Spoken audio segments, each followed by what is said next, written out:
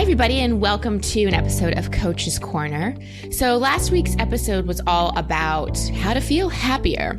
So when I was thinking about the thought leader I really wanted to feature in this week's Coach's Corner, my friend, Arriane Alexander, popped into my mind because she is someone that radiates happiness. She has an amazing laugh, which you'll hear, an amazing smile, and really empowers people to rock their life. But here's the thing I know about Arriane. She doesn't wear the mask of happiness. We both have studied at the University of Santa Monica. She has her master's degree in spiritual psychology from there as well. And I know that she's been willing to go into the deep end, to not wear the mask of happiness, but to really feel authentic happiness. And often we get there by being willing to feel what isn't happy. So that's the conversation we're going to have. But first, I want to tell you a little bit about who Arriane is, because she's an awesome rock your life coach. Like I said, she has a master's degree in spiritual psychology. She helps female entrepreneurs and businesswomen step into new possibilities so they can create a life and career they've always dreamed of. But don't worry, men. The information is for you as well. This isn't just a girl talk episode. She's also spent over 12 years as a high-level fashion executive and walked away from that career to follow a heartfelt dream of succeeding in the entertainment industry. So she also works as an actor. You might have seen her on Justified, Grey's Anatomy, The People vs. O.J. Simpson. She's just really living the life. She's worked with women from all over the world, entrepreneurs, health and fitness experts, executive business women, to really help them overcome their fears and self-doubt and any other obstacles blocking their path. So she is another light worker that helps people get over it and on with it. So thank you so much, Arriane, for being here today and for being willing to have this conversation with us. Oh, you are so welcome, Christine. It's awesome to be here. And anytime I can support people in being more happy and more expressive, I'm all for it. Awesome. So how do you define happiness? What's your definition? Oh, that's such a great question to start with. Thank you. My definition of happiness is being able to be in my life with gratitude and seeing life through the lens that life is good and life is joyful and life is for me. So that's how I define happiness in my world, and it's really how I experience it too. I love that life is for me, because one of the things I talked about in the episode is, happiness is a state, right? And as humans, we have a variety of states and emotions. And really, to me, happiness isn't like this elation, I'm so happy, because it really is when we move into that acceptance and gratitude of what is, instead of fighting against what's coming up in our life. Like, I feel like we can even be happy when we have an expectation hangover. It's not that state of elation, but if we attach happiness with gratitude and life is for me, then it's easier to not kind of hit those low moments, because when we fight against them, it just makes it worse, don't you think? Absolutely. And I love that you said happiness is a state, because that's, I think, so important in this conversation around happiness. Is people will go, oh, well, I want to be happy, but then this, I don't have enough money, or I want to be happy, but I'm not in this relationship. And they're waiting for the happiness to be as an expectation of this thing should happen and then I'll be happy. When it's actually the opposite. It's choosing into the state of living in a place of happiness and choosing that and setting an intention for it, so that even when there's an expectation hangover, there can still be happiness within it. Because if I'm happy, if I'm choosing and setting the intention to be happy, then that means period. And yes, I'm going to have disappointments and things that come up. But if I'm choosing to be happy, then there's no exceptions. It's just that's the game that I'm in. So how do we do that but not go into spiritual bypass? And just to define for people what spiritual bypass is, it's when, something comes up and we just positive affirmation our way through it, or just immediately jump to the blessing, and we don't really feel and experience what's happening. Yes. I'm laughing because I'm like, it's so common, and I want to do it sometimes too. Oh yeah, I know. Me too. I've got lots of ways to do it. So the key to for me and what I do with my clients is when, let's call it, a disappointment happens. So when someone doesn't get the job, like one of my clients didn't get the job that she wanted to get. And so she was disappointed, and of course she gets to be disappointed, that's fine. But the key to really staying in that state of happiness is to dive into the limiting beliefs around the experience. So when, as you call it, as someone's in an expectation hangover, is not to just be like, well, it's no big deal and I'm going to be happy and I'm going to move on. It's to really mine that experience for all we can, because it's here to give us a gift. It's here to give us something to learn from and grow from. And if I can take the experience, for instance, my client not getting the job that she wanted, and her disappointment, and her sadness, and then she was mad at herself, and we just went down the layers into what she's actually making it mean about herself.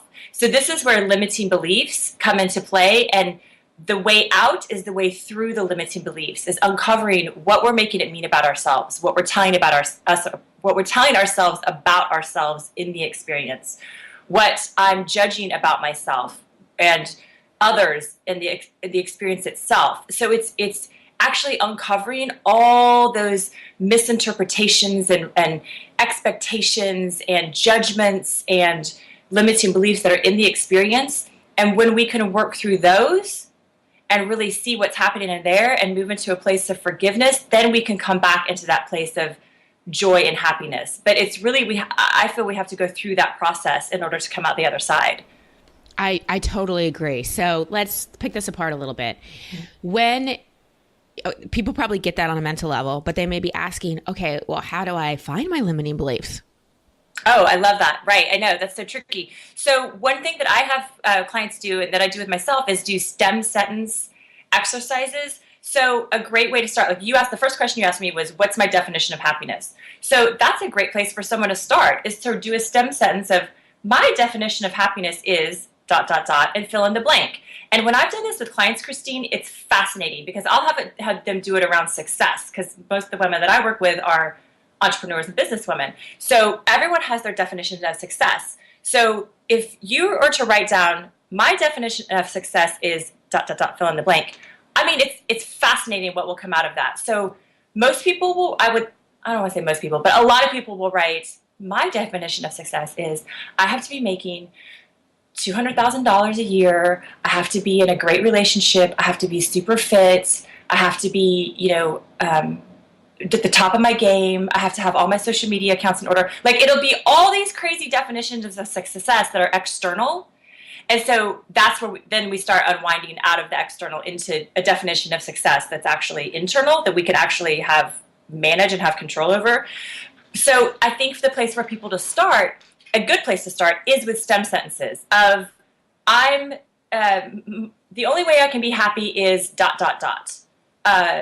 And they'll find out what's happening within their psyche around the issue, around the thing. So when anyone's upset or not satisfied in life, just starting with a stem sentence is a great place to start. And their unconscious mind will put things on paper, and they'll be shocked at what comes out. I love that. That's such good feedback. So will you share a little bit, because I said in the intro about how you've been willing to go into the deep. And one of the things that comes up a lot on this show is, yes, working with the thoughts and working with the limiting beliefs, but also be willing to go to those not so happy feelings, those feelings of anger or sadness or grief, and not to stew in them and not to be a victim of them, but to bring love and compassion to them. Can you talk a little bit about your journey through the deep end? Yes. I'm a perfect person that people go, oh, you're so happy, you're so confident, you're so radiant. You must have just always been this way. And I just laugh, because I'm like, one would think from the outside, yeah. I'm really good at smiling and laughing and inside crying, inside it's like tearing me apart. So my personal experience is I had a high level career in the fashion business as a sales and marketing executive for 12 years for an awesome company. And I made lots of money, and I had a great career, and I could have been there forever. And on the flip side, I was miserable. And I was completely burnt out for 7 of those 12 years, wanting to leave my career. But my thoughts were, I'll never make as much money. There's no way I can replace this income, even though I was miserable. So my journey was, I went to the program for spiritual psychology, got my master's degree, really worked through the internal things. And after that program, within a year, I left my career and I walked away. And it was the scariest thing I've ever done, is literally just saying, hi, big paychecks, bye. I don't know how I'm going to be supported. I don't know what I'm going to do. I didn't really have a plan in place. I just left. I'm not recommending everyone does that. It might not be the best idea. But I just had to do it for myself. And what happened after that was it was the best times of my life and it was the worst times of my life, because it plunged me into such a place of despair and not having a purpose. And I had savings, and I thought, well, I'll live on my savings for, I thought I had about 5 years of savings. Well, I ran through it in 2 years. So I basically, in 2 years, had $0. I remember waking up in mornings and I would be in panic attacks. I would have heart palpitations, and I would be bawling, and I would be sweating, and I didn't know what was happening, and I was having panic attacks, and I was freaking out. And I was so full of anxiety and stress because it was over money, because I thought, my thoughts were like, it was all, I don't have any money, and I don't know how I'm going to make money, and all this, internal challenge. It was awful. And, and really honestly, it was moments like that. I remember telling my best friend at the time, I said, well, sometimes I have those thoughts, like I'm sure everybody does, of when I just think, I'll just drive my car off the cliff and just end it all. Because sometimes that comes in my mind. And she sat there in silence and she said, what? And I go, well, you have thoughts like that too, right? Of just ending it all. And she goes, no, I don't. And I go, oh. I go, is that not normal? And she's like, I don't think that's actually, normal for most people. And I had gone my life really with that deep-seated thought that maybe I'll just end it all. And I wouldn't do it, but it was just there. It was just there. It was just scary that thought was even there. And that's kind of when I realized, ooh, I need to shift something. Something has to give. And that's not an easy thing to experience, is that kind of despair, as I'm sure many people can attest to when they have something super challenging in life. And so my experience was I had to start rebuilding from the bottom up. And it was a process of gratitude. And I remember I was committed because I was like, I have to shift this. I have to shift this. What am I going to do? And I just thought, and my friends were like, just start with a process of gratitude. 5 things every morning, every night, write them down, what you're grateful for. So when I started my list of gratitude, this is what they were. I'm grateful for my hairbrush. I'm grateful for my pajamas. I'm grateful for my toothpaste. Like, it was the tiniest things. I couldn't find. I had to just pick the tiniest things right in front of me to be grateful for, because I couldn't think bigger than that. I couldn't actually get into the full gratitude of life, so I had to start with my hairbrush. Which, looking back now, I'm like, yeah, I'm still grateful for my hairbrush, but it's definitely not the first thing I would list. It's a great hairbrush, but I've seen it. So it's. I just had to start from the bottom and go through that internal, ickiness, awfulness. But I had to start somewhere to take me out of it. And it was through gratitude, those tiny steps of gratitude that took me into larger steps of gratitude. And then the other thing that shifted, Christine, that really 100% shifted my life was I got into a point of view of service, of how can I be of service in my life. And once I really started asking the question, how can, spirit, how can I be of service? God, spirit, universe, whatever you want to call it, life, show me how I can use my gifts and talents to be of service. And I kept asking that question every night before I went to bed. I kept asking that question, and nothing came, and nothing came, and nothing came, and nothing came. And then 32 days, I did a 32-day process of asking that question every night. And on the 32nd day, I got nothing. And then finally I got a phone call from some random person in LA that was like, oh, you're a coach. Do you teach classes on how to create people's image? And I said, sure, I totally do that. Of course I do. I do now. I do now. Exactly. And I went and taught this class. And that's what launched my coaching practice. And fast forward many years later, it is completely different and awesome today. But that was my journey. I love that. And it's making me think too of even when I got the sort of insight to write my first book. It wasn't something I just created. It was really something that came to me from being in the depths of despair and going, I surrender, uncle, like, show me another way. And also, like, in that, like we have our dark nights of the soul, we hit those rock bottom moments. And what we discover is it's not necessarily about what we think it's about. It's dredging up like a lot of things to look at and deal with. But I've found in my own work with myself and my work with thousands of people at this point that, you kind of don't have to go to the deep end like all the time. Life requires a couple deep dives to really, really look at stuff. But as you start to process it and as you start to get more comfortable with the perceived kind of dark emotions, you don't have to feel them as often or as long because you start to heal those issues that they're attached to. So I found in my own life, my time between my expectation hangovers, my disappointment, my sadness gets longer, and the time I spend suffering in it gets a lot shorter. And so therefore I feel happy, grateful, loving even more. Is that your experience as well? Oh, yes. I completely agree with that. That's kind of been my barometer of growth is how when something will come in today that's super challenging and it'll take me, maybe I'll go down for a day or two and then I'll come out of it in a day or two. Whereas in the past, it would have taken me 2 months to get out of it. And so I agree where I always say none of us get a free ride. We've all got issues, and there's always things that are going to happen in life. People we love are going to die. Things are going to happen unexpectedly. People are going to get ill. I mean, we just don't know. Life is full of these experiences that none of us get a free ride.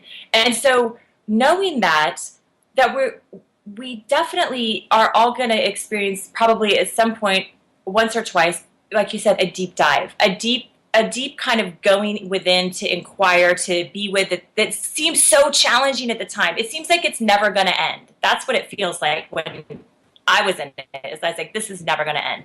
And working with clients, that's what they say. They're like, oh, it's just so awful. When is it going to end? And I'm like, just hold on. Like it will lift. It always does. Yes. Right. It doesn't stay forever. It just feels like forever when you're in it.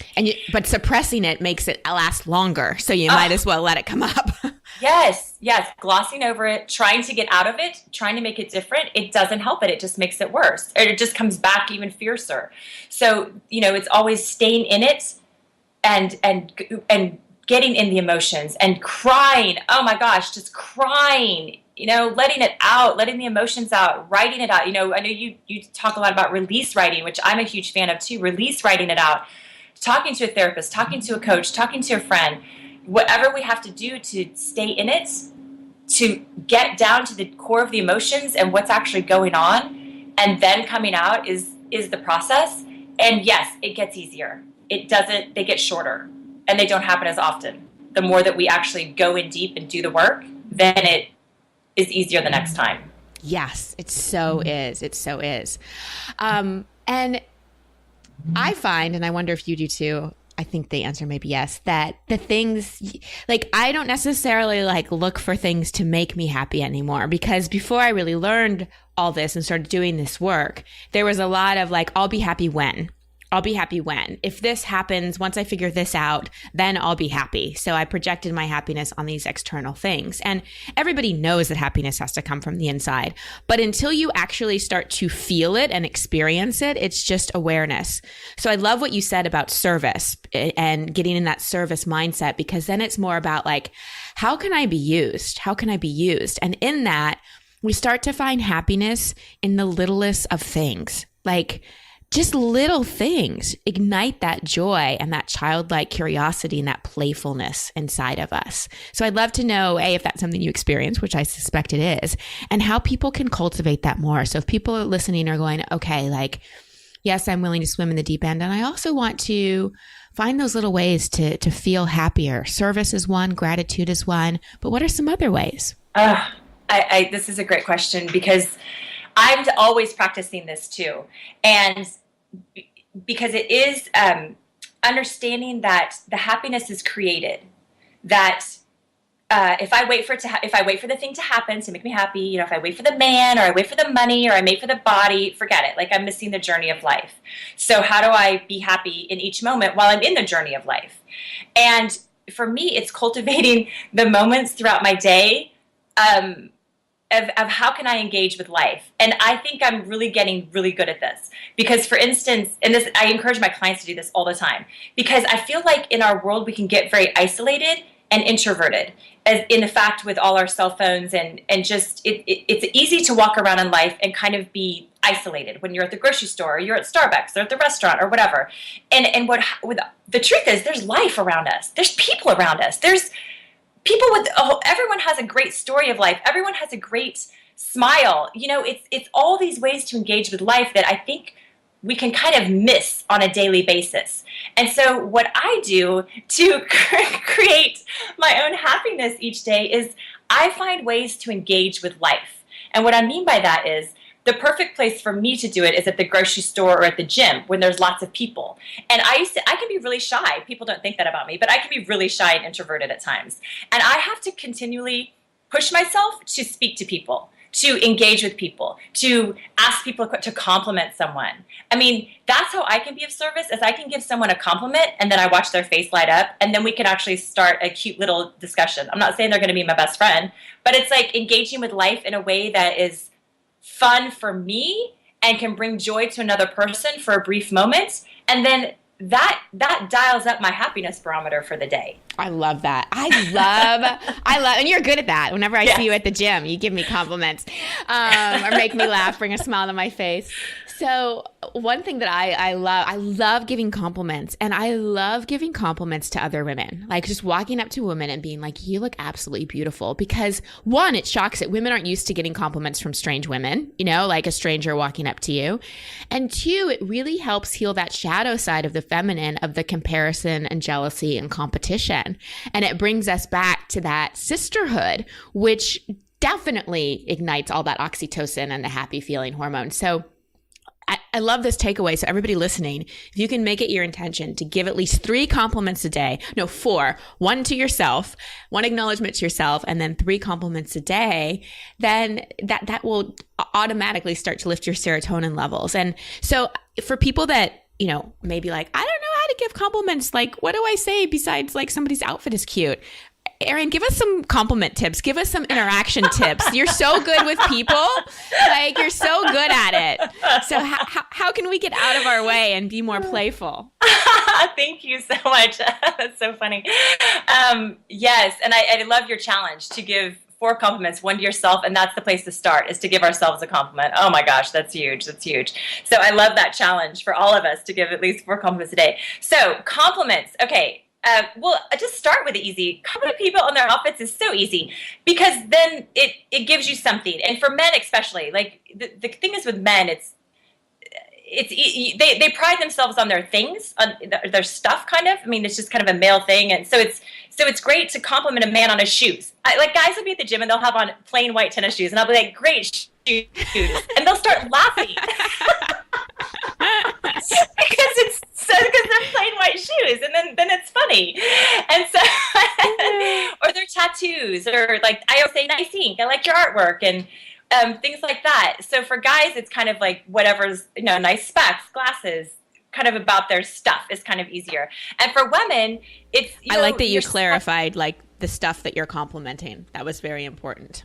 Yeah. Well, yeah, you get that, right? Of men. Yeah. And it's a little more intimate when we start saying nice smile, nice eyes. It's a little more intimate. So with men, it's easier to keep it about the stuff. Yep. And I know also when it's a man does something kind, oh my gosh, this is so huge. And when they hold the door for me and I will say, oh my gosh, you are such a gentleman. Thank you so much. And they just kind of puff up a little bit. And I go, and what this all is it's a gift. This is an act of service. When you're giving a compliment to someone, you're giving them a gift, because like you said, we don't walk around in a society that says, yeah, like, let's raise each other up. And especially with women, like, it's more, oh, let's be jealous and tear each other down. So we have to go the opposite route of being of service, of giving each other a gift. This is where we start being of service, is being of service to other people in our environment. I love that. I love that. Right? At the grocery store, this lady, I don't know, she was so little and cute. And I just said, "You're just so little and cute. You're adorable." And she just kind of puffed up and was like, thanks. I love it. Well, and what you're also clarifying for us is being of service doesn't mean you have to like call a shelter and go volunteer, which is all beautiful things, like beautiful things. But I think we sometimes romanticize what being of service means. Like we see these people starting nonprofits and taking these trips to Rwanda and whatever it may be. And again, that's all amazing. But you can do it in little ways throughout the day, making someone smile, helping someone feel seen, because that's what compliments really do. They help us feel seen. And that's what we all want. We all want to feel seen and be connected. And the more we see others, the more we see ourselves. So thank you for presencing this for us. Thank you for seeing me and for being a light bearer and a happiness ambassador in the world and having the courage to do what you needed to do on the inside to feel authentic happiness on the outside and not put on the mask of happiness. Oh, thank you. I am so grateful to be here with you because, of course, I just know the work that you do is so powerful, and I love listening to your podcast, and I love all the videos, everything you create, because you're such a champion of life and people, and part of that is this place of being happy. And I love that you called me a happiness ambassador. So thanks. You are. So I know everyone is falling in love with you. So where can they get more of Arriane Alexander? They can get more of me in. I'm all over social media. It's just my name, ArianeAlexander.com.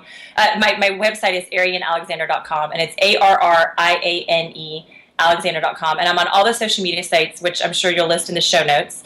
And but I'm mostly active, I would say, on Facebook and now Snapchat, my new favorite thing, because it's the place to be happy. It's so fun there, right? Oh my gosh, I'm having so much fun. I resisted Snapchat for so long. It's Chris Hassler, everybody. My name's too long, but I'm having a blast on it, and I love watching you. I feel like I watch a little TV show with you every day. Good. That's the intention. And I also have something really cool for.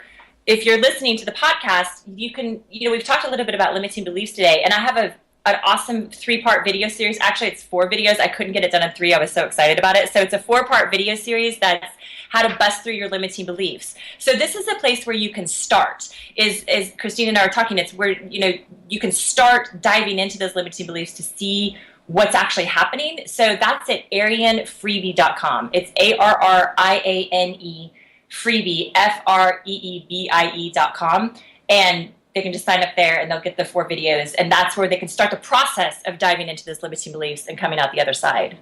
Awesome. Thank you. Thank you for that active service. And I just adore you. Thank you for bringing so much authentic happiness to the world and sharing that with all our listeners today, Arriane. And I just want to acknowledge you not only for being a happiness ambassador, but just this bright light that really does light up every room she walks into. And that light comes from the inside. It's so authentic. And whenever I see you, it ignites that in me. So thank you for providing that service in the world. Oh, you're so welcome, Christine. Thank you.